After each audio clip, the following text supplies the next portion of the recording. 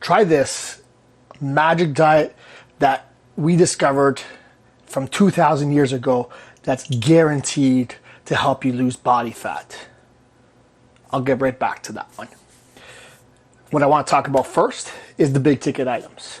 So there's lots of questions are coming through, and I appreciate that. I love answering questions. Helps me really to really build out the way I talk about things, help to explain things to other people, since I've had so much practice really explaining it, getting into the art and science of things. So I'm loving the feedback, I'm loving the questions. One of the themes I've noticed that there's a lot of questions about things that have minimal effect on our overall goal. And I like to call that like the 10% focus, because 90% of your focus should be on the big ticket items.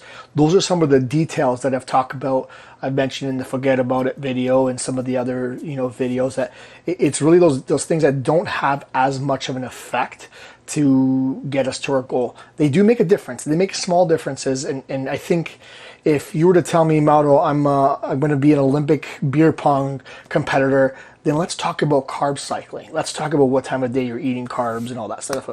But if you're telling me that you want to run faster and you're in the Olympics, yeah, maybe we're going to shave your legs. But for both those instances, it's probably not going to affect your goal if your goal is to just walk up the stairs without being out of breath. So I think it's important to really differentiate. If you're not going for these upper echelon type competitions, you're not an athlete, you're not being a model, any of these kind of things, it's really not important to focus on these things that have a little bit, like a minimal effect, and then sort of slightly nudge you forward and give you a little bit of advantage over the next person. It's not even enough that you'll feel like you need to put an effort on it. And that's why I talk about putting 90% of your focus on the big 6 things that I've talked about in the past, but I'm really going to hone in on 4 of them right now. SICO. Calories in, calories out. That's probably the first and foremost important thing where it comes to whether you gain or lose. If you're in a negative calorie balance, you're going to lose. If you're in positive, you're going to gain. You're just putting energy onto your body. You're taking energy off your body. SICO is probably by far the most important thing. Now, what type of weight you lose, very much dependent on, besides resistance training, how much muscle you keep, is your protein. Because the amount of protein you're taking in signals to your body, maintain the muscle or use it as a fuel source because I don't need it. We can talk about the signaling about that in the future, but it's not that important. You're talking about how much fat you're taking in, carbs you're taking in, eating after a certain time, fasting, having 5 meals instead of 3, hormones, insulin, certain things at certain times, that's not important. It really isn't important. These are details that are not going to have much of an effect at all. In some cases, they don't even have the effect that they have been touted to have. So we need to be aware of the claims that some people are making on some of the research that they probably have actually not read, because it's written in a way that if you actually go through it and realize that that's not what it's claiming, it's showing research that is actually suggesting maybe something opposite in some cases. I'm talking to you guys, low carb diets. But the reason why it's even important to even mention at this point is because maybe these are some tools that you can use to get into a good calorie balance. So maybe you use fasting to skip a meal at some point in the day so that you're eating less calories, and of course that's going to put you in a negative balance. Or maybe you're going to stay away from these highly palatable foods that tend to be carbs that you tend to overeat. So maybe chips are an example. They're easy to overeat. They are carbs. So if you cut out carbs, then you're going to cut out things that you're going to be likely to overeat. So there's that you can use that as a strategy to get you into the proper calorie balance. Of course, we talked about protein.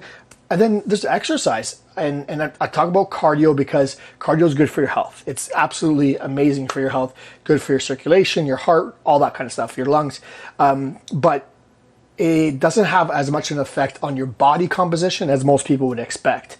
And in some cases, or a lot of cases, a certain amount of cardio actually makes you hungrier. So it might work against your SICO in that case if the amount of food that you end up craving to eat, it sort of backfills the calories that you burnt while doing cardio. So I think there is some importance to doing it. Definitely health benefits, energy, that kind of stuff. But because of some of the mechanisms, you do become hungrier with doing cardio. So that's really the argument for resistance training. It helps you to signal to keep more muscle, build more muscle, get your metabolism a little bit higher, where it helps you to burn a little bit more energy and just puts you in the direction of being able to burn more at rest. And on top of that, the way you look after you lose body fat has more to do with the amount of muscle you maintain. That's it. And those are the big ticket items. And of course, those are 3 of the 6 that I usually talk about. But I think it's important to talk about in this aspect because you're often you hear try these 3 exercises to burn belly fat. Try this one supplement that we found in this ancient text that's going to help you to burn a pound a week. Try this new sleeping routine. It's all, come on, it's just all marketing. It's all ways to try to get you to clickbait and buy things and that. But going back to this diet from 2,000 years ago, I found this really good diet. Actually, was looking it up and I figured out the real mechanism about this diet that they did 2,000 years ago. And I think that most people need to sort of follow it because around that time, there wasn't enough food. And because there wasn't enough food, we were burning more energy than we're taking in, and we were losing weight. So, I mean, if you want to lose weight like 2,000 years ago, then just don't have as much food around. Anyways, I kid here, but the point is that we have an abundant amount of food available these days, so it is a little bit more challenging to get into the proper calorie balance, and this is why we talk about some of the tactics to get there. But, by far the most important thing, of course, is to focus on these big ticket items. 90% of your focus should be on that, and 10% of your focus, maybe down the road, will be on those little details. But for now, big tickets.